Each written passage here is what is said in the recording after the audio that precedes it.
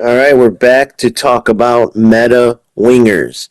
The second most, in my opinion, the second most important position to strengthen up on your team. The first most, obviously, is striker, but both wingers and striker are very important. If you don't know yet, don't make the same mistake I did, which was I got a starter team, and then I essentially went ahead and just replaced the worst players from my starter team first, right? No matter what position, with the idea I was going to replace my entire team anyway. So I strengthened my squad based on that. It was a mistake. If I could go back, I would have strengthened first my attackers, striker, then wingers. Then I would have skipped to my defense, strengthened my center backs, then wing backs. Then I would have went to my midfielders, and last but not least, goalie. Because attackers, both wingers and striker, are the most important position in this game.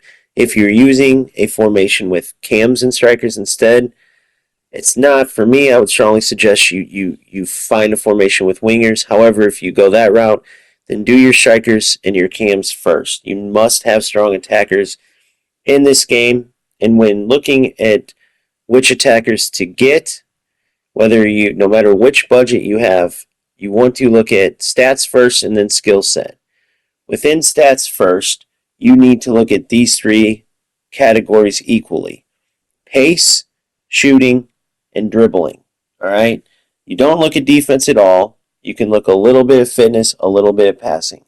Why I say only a little bit at passing, it sounds crazy. Maybe you would think you would want good crossing and stuff, but either Messi or Mbappe have the highest, crossing, passing stats necessarily, but they do just fine. And other players I've had before them did just fine with the type of crosses or passes I would need, because it's not that difficult to lock onto your target and cross no matter what the stats are there. So you mainly want to focus on the pace, the shooting, and the dribbling. Okay? Now within the shooting and dribbling, pace is obvious. You want high acceleration and sprint speed. Within the shooting area, the number one thing you want to look for is high finishing. Mbappe, for example, has no boost on his curling shots, finesse shots, whatever you want to call them, whereas you see Messi has the ultra effect on his curling shots. However, Mbappe and Messi are both equally OP at the finesse shot, largely because they have high finishing. I had, for instance, Olise previously. He had the ultra effect on his curling shots, nowhere near as good as Mbappe, who has zero boost on his curling shots. So look for that high finishing.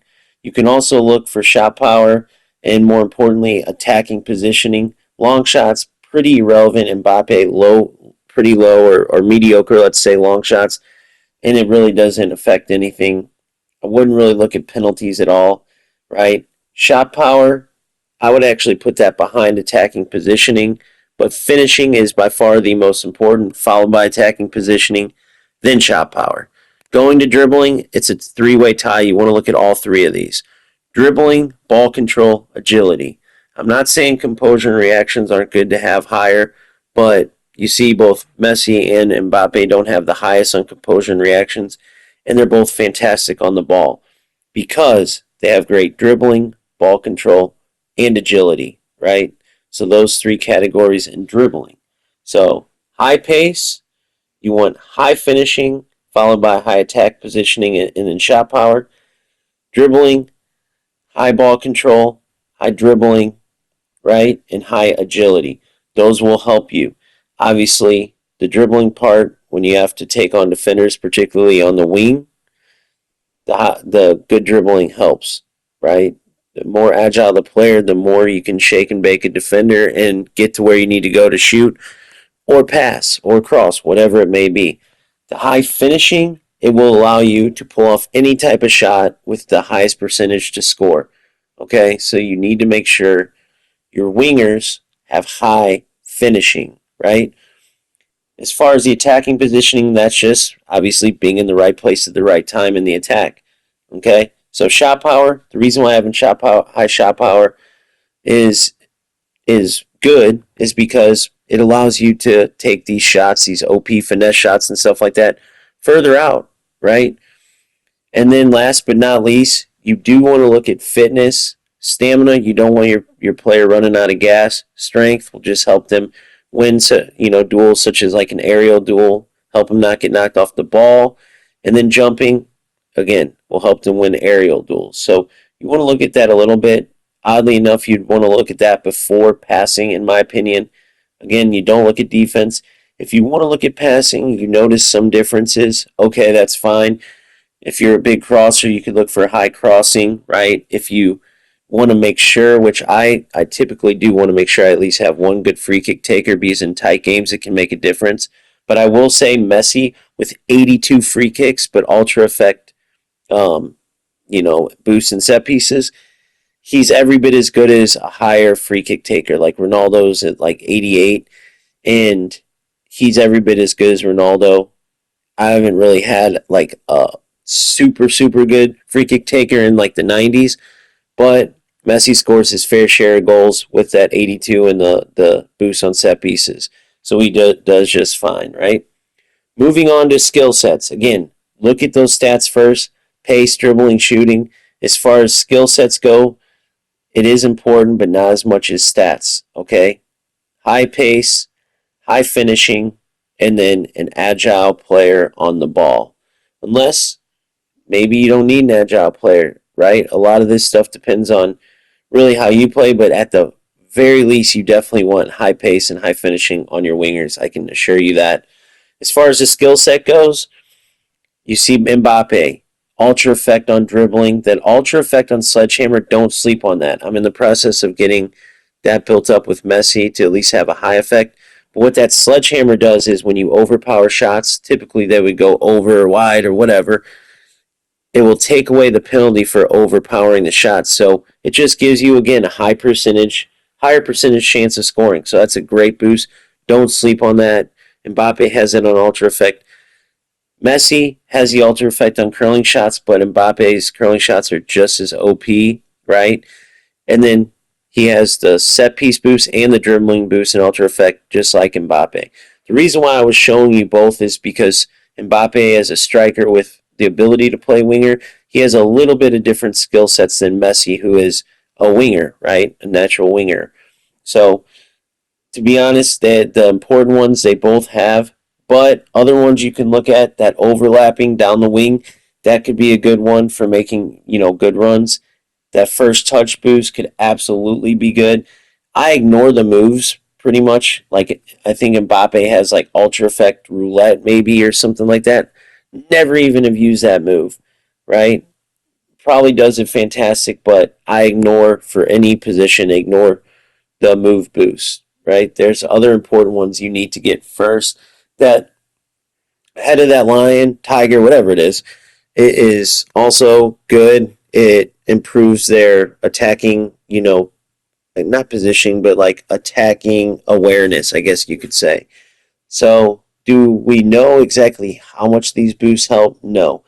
Do I see where they do come into play? Absolutely. Like with the boosted set pieces, with the Air King, like the boosted headers for Ronaldo, who's not a taller player like, say, Holland.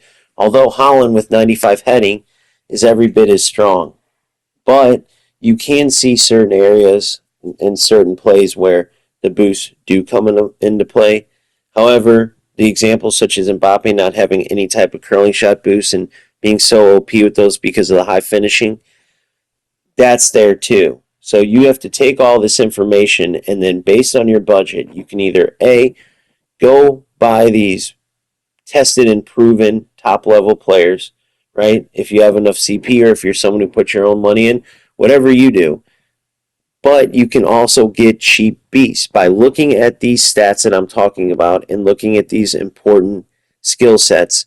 You can either match them exactly or as close as you can actually to these top level players, or find the skill sets that you know that you want to see your player have, right? And then you scroll down to where your budget is and you find the best players available with those stats and with those skill sets. Keeping in mind that you're going to have to build them up. You're going to have to grind games and build their stats and their skill sets from no effects to high effect or lower, medium effect to high effect. One thing you can't do ever is get the ultra effect. The player has to have that already. So that's one thing you can't get out of a cheap beast that doesn't have the ultra effect already. So that's something to keep in mind, right? If there's a certain skill set that you want with ultra effect, make sure you get a player that has that off the bat. However, there are enough players with good stats, both wingers and then eventually when we talk about strikers, we'll look at those as well, that have the ability to boost up as you play games with low, medium, high, whatever it is, the skill sets they have, like a Mudryk, for example. You can easily boost him up to be a beast. He has that great starting pace already, which is important, right? Because you won't have to build that as high. I wouldn't go any lower than like mid 80s for a winger. So you can quickly boost him up with enough pace to matter. And then obviously you look at the shooting. He already has the high effect on curling shots, right? So that's a bonus. He has the overlapping on high effect. So Mudryk would be a great example of a budget winger that you could go get. However, there are other ones. There's a player, Rafinha, that I had from my starting team that I had no idea about, and he was a beast as I built him up. Obviously, upgrading to Mbappe on the left wing, it's a no-brainer, that there's a difference between those two. But I could have kept building Rafinha up. I think he got up to like an 86 or an 87 when I swapped him out. But he would be a great player. He has like 94 pace right off the bat, high pace. His dribbling's in the middle. His shooting's a little bit lower. But those are areas that you can build up with stats as you go. That's the beauty of knowing that high finishing, even without the ultra effect on like curling shots, high finishing will make your player excellent at any type of shooting that you want to do. So you can absolutely build that up with grinding. So go ahead and go through whatever your budget is, find the best wingers available for your style of play, and then get to work grinding it out. So have fun. Until the next time, see you later.